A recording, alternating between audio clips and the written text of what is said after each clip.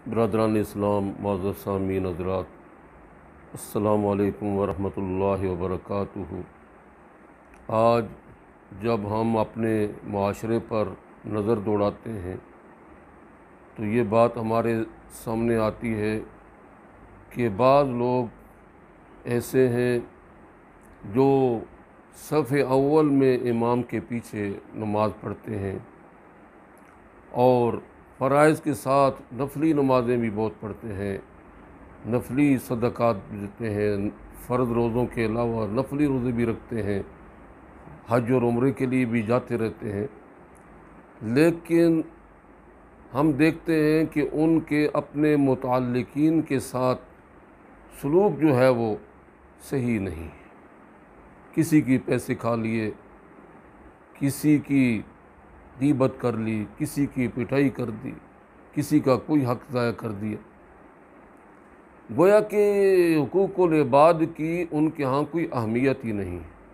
निजात के लिए बस हुकूकुल इबाद का पूरा कर देना काफ़ी है। इसलिए मुनासिब मालूम हुआ कि इस मुख्तसर बयान में हुकूकुल इबाद की अहमियत वाज़े कर दी जाए।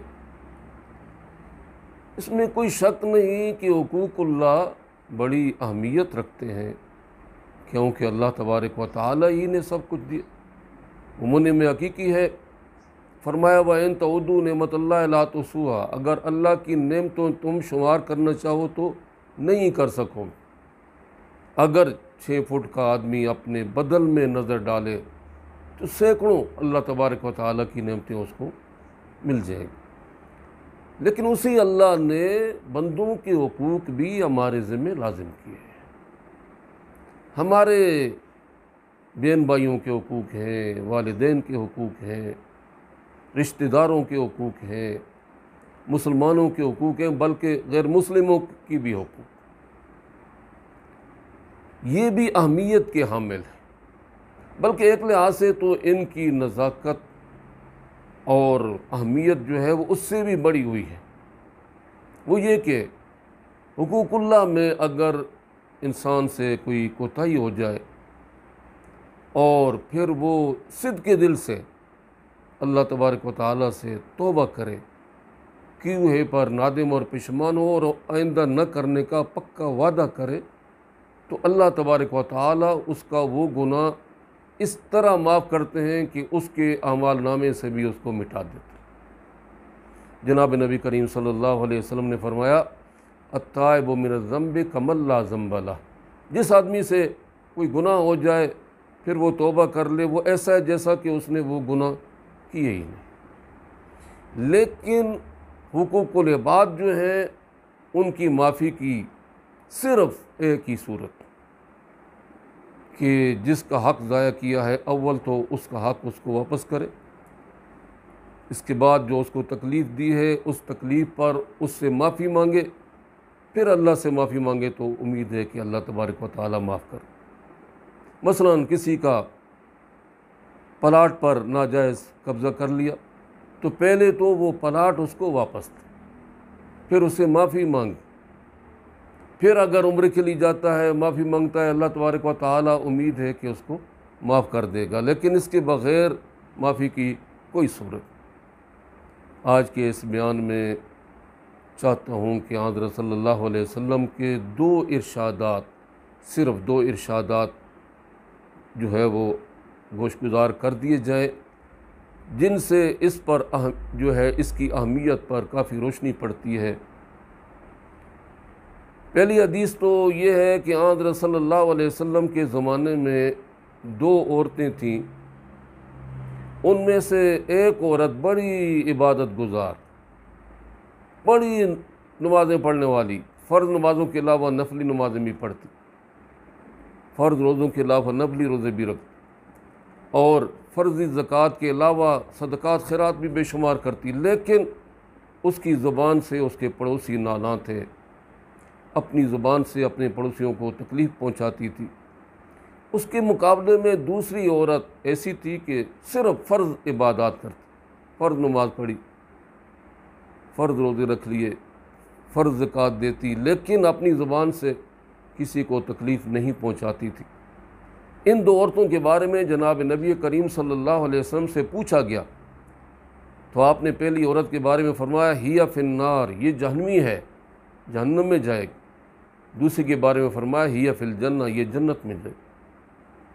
दूसरी हदीस जो है वो मुस्लिम शरीफ की हदीस है कि क़यामत का दिन होगा, अल्लाह तबारक व तआला के दरबार में एक आदमी हाज़िर होगा, उसके साथ नेकियों के अंबार होंगे, नमाजें, रोज़े, ज़कात, सदक़ात, खैरात, बेशुमार अंबार के अंबार लगे होंगे।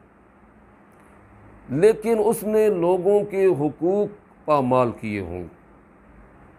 एक आदमी साहिब हक़ खड़ा होगा और कहेगा या अल्लाह इसने मुझे थप्पड़ मारा। अब वहाँ रुपया पैसा तो है नहीं, दिरहम दनानीर तो है नहीं है, तो वहाँ तो तबादला जो है वो नेकियों के ज़रिए होगा। तो अल्लाह तबारक व तआला फरमाएंगे इस आदमी की जो फ़र्ज़ नमाजें हैं वो इस साहिब हक़ को दे दी जाए।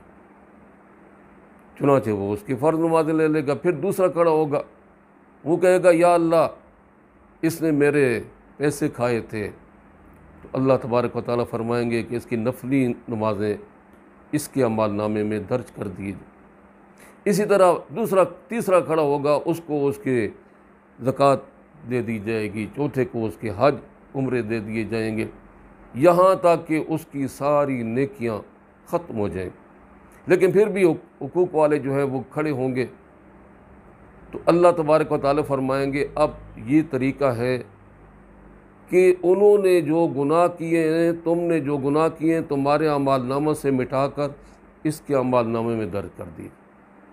तो हज़रत सल्लल्लाहु अलैहि वसल्लम ने सहाबा से ये पूछा था कि मेरे सहाबा बताओ कि मुफलिस कौन है। सहाबा ने अर्ज़ किया या रसूल अल्लाह, मुफलिस वो है कि जिसके पास दिरहम दनानीर न हो, आजकल की ज़ुबान में रुपया पैसा ना हो, वो मुफलिस।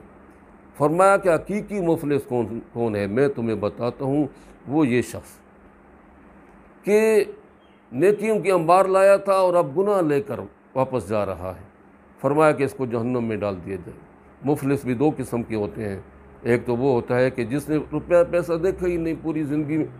दूसरा वो है कि पहले बड़े रुपये पैसों का मालिक था और बड़ी माल व दौलत की रेल पहल थी, वो सब ख़त्म हो गई, उल्टा लोगों के कर्ज़े उसके ज़िम्मे लग गए। इसको जितनी तकलीफ़ है ये पहले को उतनी नहीं। फरमाया कि असली हकीकी मुफलिस ये आदमी। इससे मालूम हुआ कि हुकूकुल्लाह के साथ हुकूकुल इबाद की अंजाम दही की तरफ भी पूरी तवज्जो देनी चाहिए। कोशिश करनी चाहिए कि किसी का कोई हक़ हमारे ज़िम्मे ना लगे, अगर हो गया तो उसे माफ़ी तलाफ़ी करा ली जाए। अल्लाह ताला हमें अमल करने की तौफ़ीक़ अता फ़रमाए। वाखिर दवाना अनिल हम्दुलिल्लाहि रब्बिल आलमीन।